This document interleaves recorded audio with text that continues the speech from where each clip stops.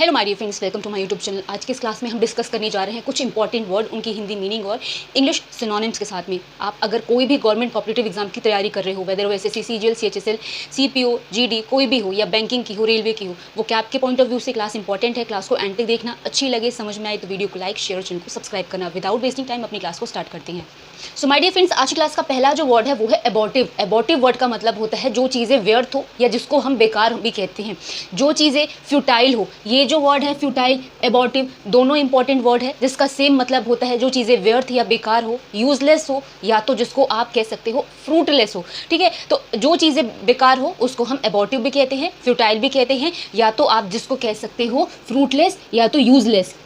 और हिंदी में व्यर्थ कहते हैं, बेकार कहते हैं, या तो निरर्थक भी कहते हैं। ठीक है, नेक्स्ट है कॉन्कर। कॉन्कर वर्ड का मतलब किसी को भी अप्रूव करना, उससे एग्री हो जाना होता है, जिसको हम सहमत होना कहते हैं। कहते हैं ना कि हम आपकी बातों से सहमत हैं, या आपका ये चीज़ अप्रूवल हो गया, यानी आपको ये मंजूरी मिल गई या तो सहमति हो गई। सहमति, मंजूरी कॉन्कर कहलाती है। इसकी स्पेलिंग है CONCUR, जिसका मतलब अप्रूव या एग्री होता है, जिसको हम कहते हैं सहमति। ठीक है, सहमति या फिर सहमत होना, या किसी को मंजूरी कर देना या मंजूर करना। ठीक है, नेक्स्ट है स्प्यूरियस। स्प्यूरियस वर्ड का मतलब होता है नकली। जैसे हम कहते हैं ना कि फेक करेंसी है या फेक आईडी है। फेक वर्ड का मतलब नकली है, जो हम कॉमनली यूज़ करते हैं। जो चीज़ें नकली हो, जाली हो, ठीक है, जिसको बोगस भी कहते हैं। बोलते हैं ना कि बोगस वोटों की गिनती, यानी जो चीज़ें मतलब नकली हो उसको हम स्प्यूरियस कहते हैं। इसके लिए आपको जो भी सिनोनिम याद हो लिख सकते हो। इसका अपोजिट आए तो आप लिख सकते हो जो चीज़ें ट्रू हो, रियल हो, जेन्युइन हो, वो बोल सकते हो। ठीक है, तो स्प्यूरियस का मतलब क्या होता है? फेक, बोगस, जिसको हम कहते हैं नकली या तो जाली। नेक्स्ट वर्ड है चेस्टाइज। चेस्टाइज करना, किसी को भी सजा देना, उसको डांटना होता है। ठीक है, तो चेस्टाइज का मतलब पनिश भी होता है, बीट भी होता है, मतलब मारना, पीटना, सजा देना, उसको उल्टा सीधा बोलना, ये सब चेस्टाइज में आता है। रिब्यूक करना, रिबफ करना, एडमोनिश करना, बहुत सारे तरीके से आप बोल सकते हो। ठीक है, तो चेस्टाइज का मतलब पनिश, एडमोनिश, जिसको आप कहते हो सजा देना, या तो किसी को डांटना या फटकारना या बहुत उल्टा सीधा बोलना। इतने सारे तरीके से आप बोल सकते हो।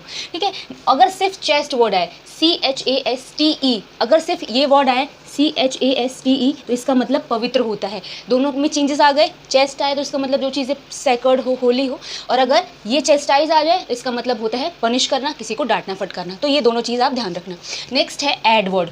ऐड का मतलब हेल्प या असिस्टेंस, किसी की भी सहायता या मदद होता है। अगर मैं बात करूँ ऐड की, ADD, सुनने में दोनों सेम है, होमोनिम्स हैं, लेकिन मीनिंग और स्पेलिंग डिफरेंट है। ऐड मतलब जोड़ना होता है, AID ऐड आ गया, इसका मतलब मदद होती है, सहायता होता है। तो दोनों में बेसिक डिफरेंस है।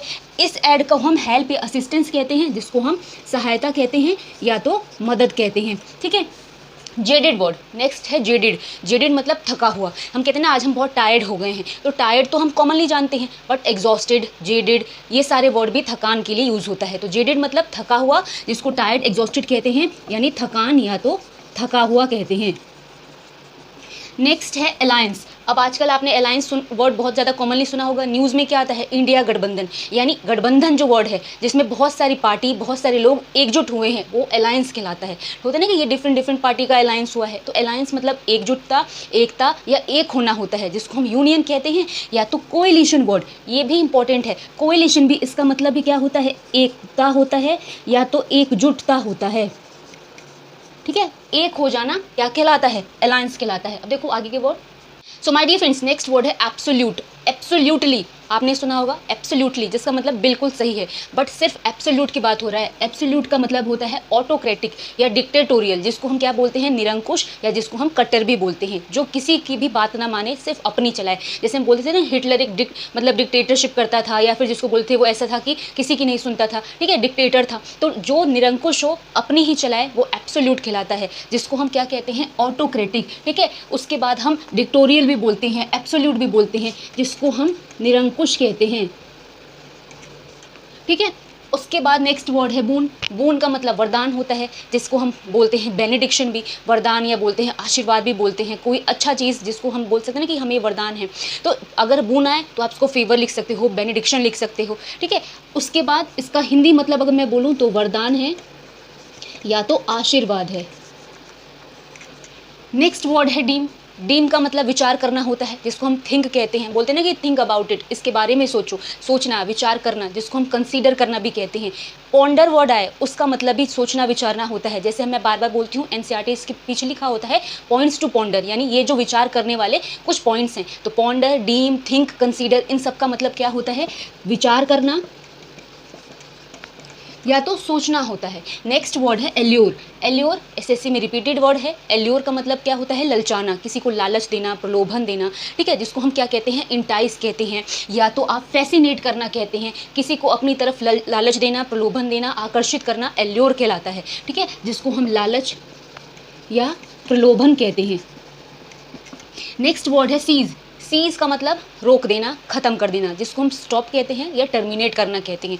टर्मिनेट जैसे होता है ना, टर्मिनेशन लेटर मिल गया जॉब से, यानी आज के बाद जॉब से निकाल दिया गया, वहाँ से नौकरी खत्म कर दी गई। तो मतलब किसी भी चीज़ को खत्म करना, रोक देना, सीज वर्ड कहलाता है। आपने सीज फायर सुना होगा कि सीज फायर का उल्लंघन करा गया, यानी जो युद्ध रोकने वाली चीज़ होती है ना कि दो पार्टियों के बीच में, उसका उल्लंघन करके दूसरी पार्टी की तरफ से युद्ध जारी रखा गया। मतलब सीज वर्ड कभी भी आए, इसका मतलब स्टॉप या टर्मिनेट होता है, जिसको हम कहते हैं खत्म करना या किसी भी चीज़ को रोक देना। नेक्स्ट है very word, WARY। Very word का मतलब सावधान या सचेत होता है, जिसको हम आम भाषा में केयरफुल होना कहते हैं, कॉशियस होना कहते हैं, हीडफुल कहते हैं, अटेंटिव कहते हैं, बहुत सारे तरीके से कहते हैं। इसका अपोजिट आ जाए जो केयरलेस हो, हीडलेस हो, जिसको लापरवाह कहते हैं। तो वेरी का मतलब क्या होता है? सावधान होता है या तो सचेत होता है। नेक्स्ट है वैनिश वर्ड। अब वैनिश वर्ड से आप सभी फैमिलियर होंगे। वैनिश का ऐड आपने देखा होगा कि कोई भी दाग धब्बे गायब हो जाएंगे। तो वैनिश का मतलब ही होता है डिसअपियर हो जाना, यानी गायब हो जाना, जिसको हम कहते हैं फेड अवे भी, या तो कहते हैं डिसअपियर हो जाना। तो वैनिश वर्ड को ऐड से याद कर लेना, वो जो डिटर्जेंट का ऐड आता है जिसका मतलब दाग धब्बे गायब हो जाएंगे। तो वैनिश का मतलब भी होता है गायब हो जाना या गायब होना, ठीक है। तो देखो आगे के words. So my dear friends, next word है इन्फ्रिंज। इन्फ्रिंज का मतलब होता है किसी भी चीज़ को वॉयलेट करना या इंक्रोच करना। अब इन सब का मतलब क्या होता है?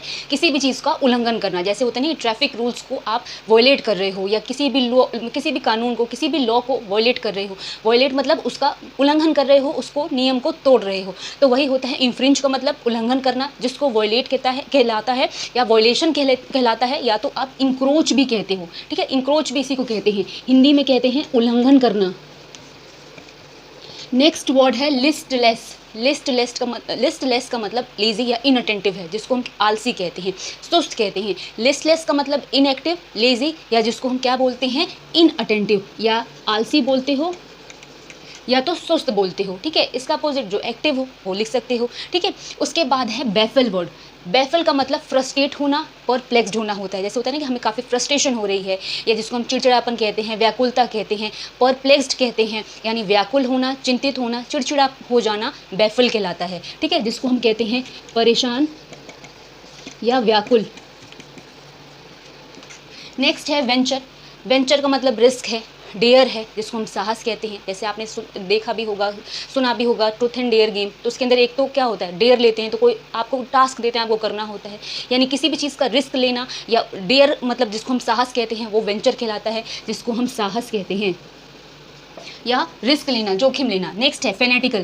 फेनेटिकल नैरो माइंडेड लोगों के लिए यूज़ होता है, या एक्सट्रीमिस्ट बोलते हैं, या तो डॉगमेटिक बोलते हैं, जिसको हम कट्टर बोलते हैं, ठीक है। जैसे बोलते हैं ना कि आपकी सोच काफ़ी नैरो माइंडेड है। नैरो माइंडेड का अपोजिट ब्रॉड माइंडेड होता है, ठीक है, यानी खुले दिमाग वाला, खुले सोच वाला। अब कट्टर होते हैं जो जिनकी सोच में अगर कुछ हो गया, तो अगर कुछ भी थॉट आ गया तो वो उसके हट के कुछ नहीं सोच सकते, वो क्या कहलाते हैं? कट्टर, जिसको एक्सट्रीमिस्ट, डॉगमेटिक, या तो नैरो माइंडेड या फेनेटिकल कहते हैं, ठीक है। नेक्स्ट है इरिवोकेबल।